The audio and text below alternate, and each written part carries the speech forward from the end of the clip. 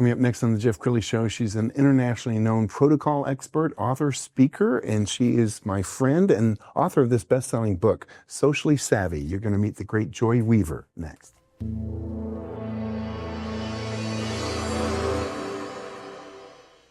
Many are predicting that the worst is yet to come, which is unfortunate, said one person here. Until now, they've enjoyed the reputation of being the nation's icebox. Watched a burglar in his home this morning by webcam. As a journalist of over 25 years, stories are what make my world turn. Reporting live from the Dallas newsroom tonight, Jeff Crilley, Fox 4 News. But in 2008, I took the jump from my familiar life and started a PR firm from my home. We're talking about anyone with a camcorder like the one I'm using becomes a television network. We started slowly growing the company, and we now have over 100 clients, and we've branched into the world of live digital broadcasting. I now own 8 different TV studios and have a huge team, and the stories that I now get to share are sometimes the most important of my life. Life has a funny way of coming around full circle. This is the Jeff Crilley Show. So my next guest is a returning guest. She came on my show a few years ago. She wrote this book a few years ago. It's called Socially Savvy, but I would wager that it's much more important today than it was when she wrote the book. And when she wrote the book, I believe the new generation was the millennial, and now it's the Gen Z. So Joy Weaver is in the studio. She's a protocol expert, author, speaker, friend.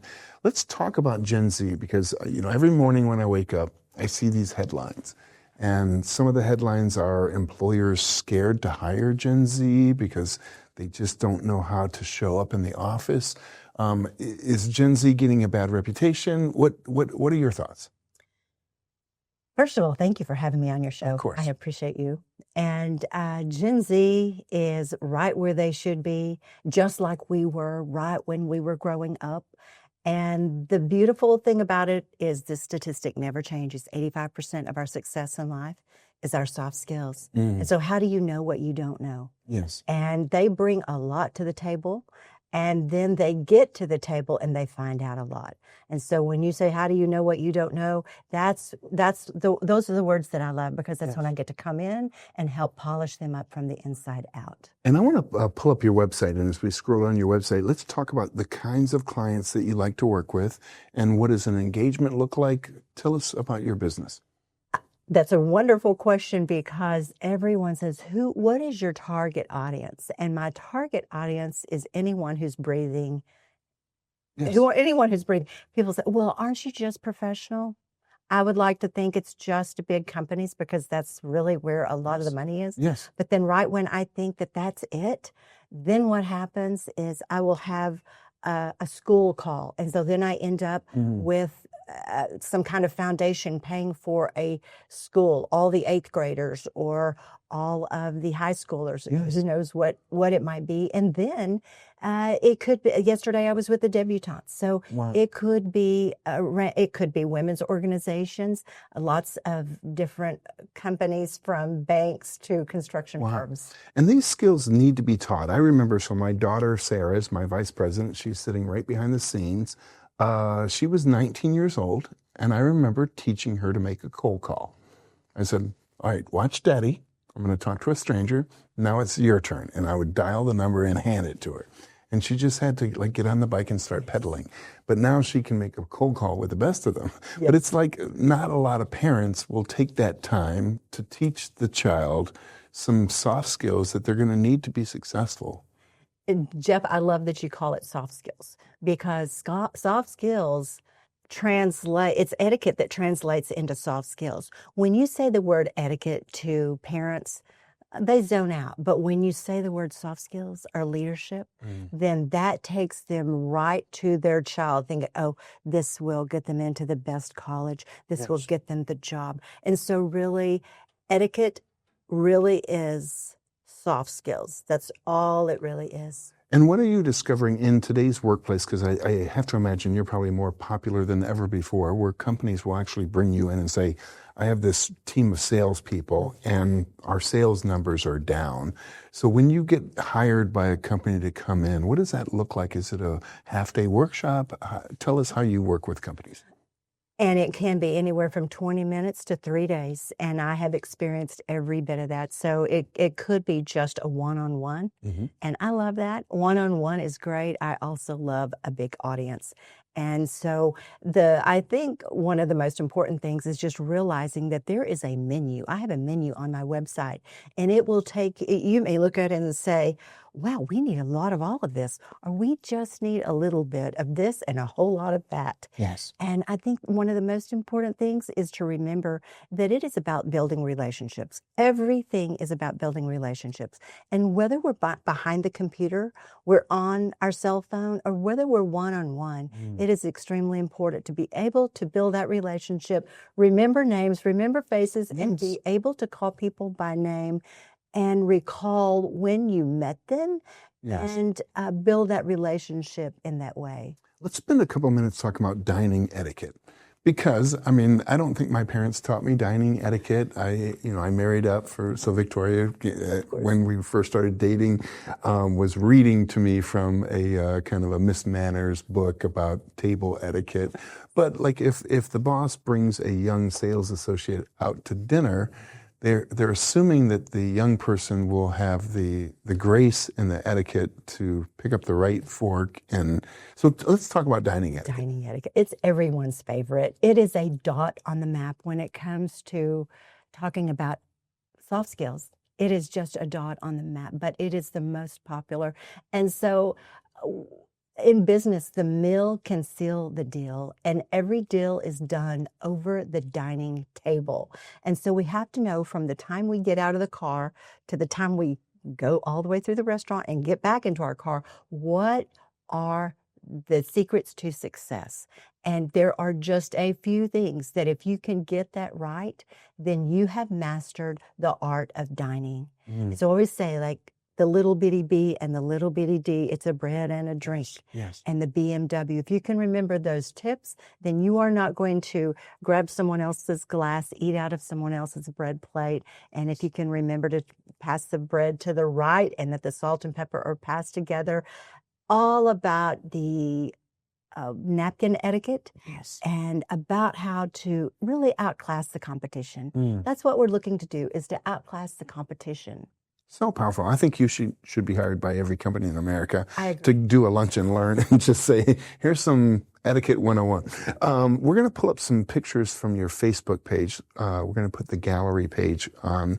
And as I was looking at this, preparing the show, there's so many great images here, Joy.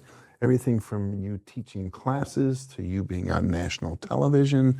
I mean, talk about your storied career. It has been amazing. I always say God takes the most least likely and does the most unlikely. I would have never dreamed that he would have chosen me to go out and polish the world, but it has been the most amazing 25 years. I cannot even believe it. I have been on, I started out with the world's largest construction firm being my first client. Wow. Can't make that up. They hired me for 3 days. I thought every client was going to hire me for 3 days. That it doesn't work out that way all the time. And then it just went from, again, where there's a huge construction firm, there's a law firm, there's a CPA firm, there is a architectural firm. So it became a male-dominated business. Yes. And so all of these and I thought, well, where are the beautiful women that I thought would be taking my classes and calling me to speak at their groups? After I studied at the Protocol School of Washington, D.C., I thought this is what it was going to be. And so when it became male-dominated, it just kept rolling and kept rolling. So I had a client one time, and I won't name her name, but she called me one time and she says, I'm here with a bunch of Highland Park moms, and we're wondering if you could do like a half-day workshop on looking people in the eye and shaking their hands. And my first thought, Joy, was, well, you guys are Highland Park moms. Why are you not teaching this yourself? And it appeared to me that even well-to-do parents don't have either the want to or the how to teach their kids the proper soft skills.